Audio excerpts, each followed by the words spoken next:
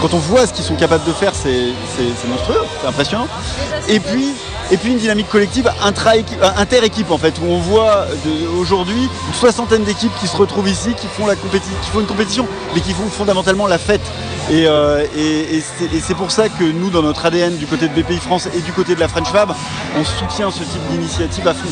Nous sommes en direct du double mixte jusqu'à 12h30 pour vous faire vivre le First Take Challenge avec nos 3 équipes qui concourent.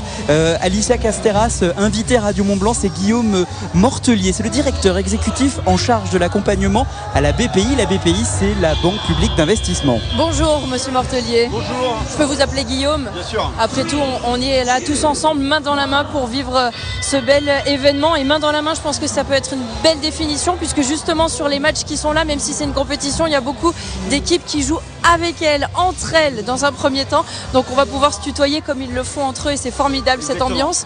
Comment ça va là déjà ? Avant de parler vraiment du rôle de la BPI, j'ai envie de vous demander comment vous vous sentez. Ça va super bien, hein. On avait déjà une très très belle édition l'an dernier de cette compétition.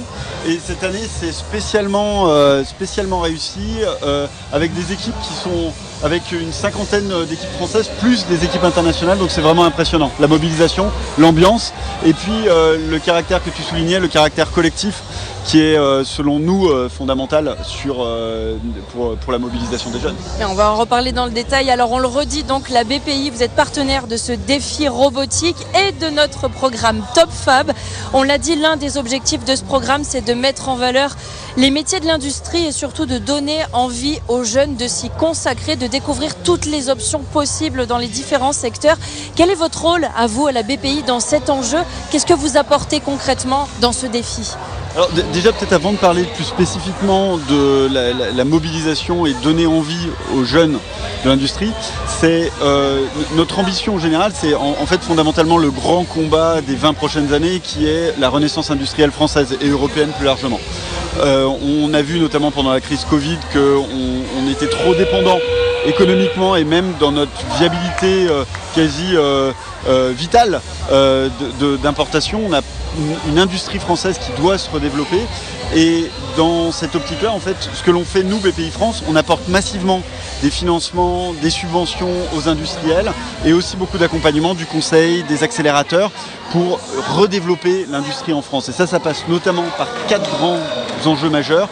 Remonter la performance de l'industrie en France, donc les compétences des dirigeants notamment, intégrer la transition digitale et beaucoup plus d'innovation, la transition énergétique et puis enfin, tout cela, la résultante de ça, c'est l'exportation. Alors vous avez effectivement précisé le rôle de l'accompagnement auprès des industriels, mais là par rapport à notre programme Top Fab, pourquoi décider justement d'accompagner spécifiquement un programme dédié à la jeunesse ? Très clair, c'est que en fait, quand on voit les enjeux auxquels sont confrontés les industriels, notamment les enjeux de digitalisation, d'innovation, comme les enjeux climat, décroître l'empreinte carbone, avoir une empreinte écologique réduite, eh bien, aujourd'hui, en fait, les compétences que l'on va demander aux industriels vont être beaucoup plus élargies que les compétences historiques.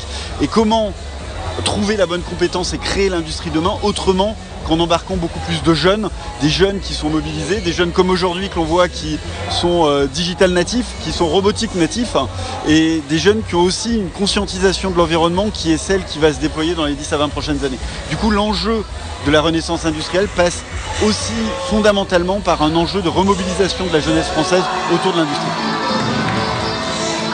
Et on l'entend. On fait voilà une mini pause dans le direct de cette interview pour vous faire vivre, c'est tout l'intérêt d'être en direct de l'événement, les coulisses de ces matchs qui se déroulent en même temps qu'on se parle. Il y a une victoire là, on voit que c'est l'équipe du côté rouge là. Center stage. Et oui, ça continue, c'est comme ça, c'est le jeu dans la compétition. Il y a toujours un gagnant, un perdant. Même si on le rappelle, il y aura plusieurs prix, donc il n'y aura pas qu'un seul vainqueur et plein d'autres perdants. Il y aura plein de vainqueurs aujourd'hui. Encore un mot peut-être, Guillaume Mortelier, concernant justement le Robotic First France.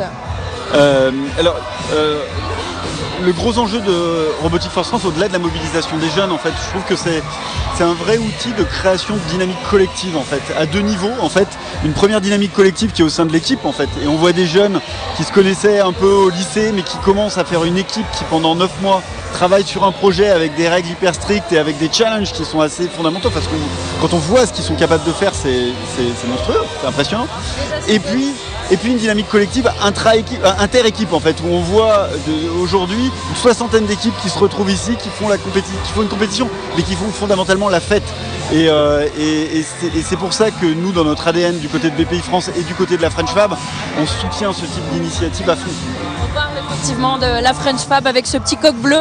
Cette fierté, la fierté industrielle, on l'affiche tous collectivement aujourd'hui. Qu'est-ce qu'on peut se souhaiter pour la suite de cette journée? Qu'est-ce qu'on peut vous souhaiter à vous? Qu'est-ce que vous attendez voilà, avec la casquette BPI, mais globalement d'une compétition comme celle-là et d'un événement comme celui-là?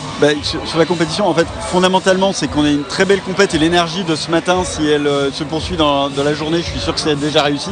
Mais c'est surtout que ces jeunes qui sont engagés, qu'ils aillent ensuite dans des startups industrielles, qu'ils aillent dans des PME et des ETI industrielles pour aller faire l'industrie de demain. C'est ça notre souhait. Évidemment, c'est le souhait collectif de cet événement, de ce défi robotique, de notre programme TODFAB dont la BPI est partenaire. Merci Guillaume Mortellier d'avoir été en direct avec nous sur place. Et puis on souhaite effectivement que ces jeunes, une fois que la compétition sera terminée, ils aient surtout pris conscience de plein de choses, de la beauté des métiers de l'industrie et que tout ne s'arrête pas à la fin de la compétition. Il y a un avenir qui les attend et qui leur tend les bras. Merci beaucoup. Exactement, merci à tous les deux. Une belle journée et une belle compétition.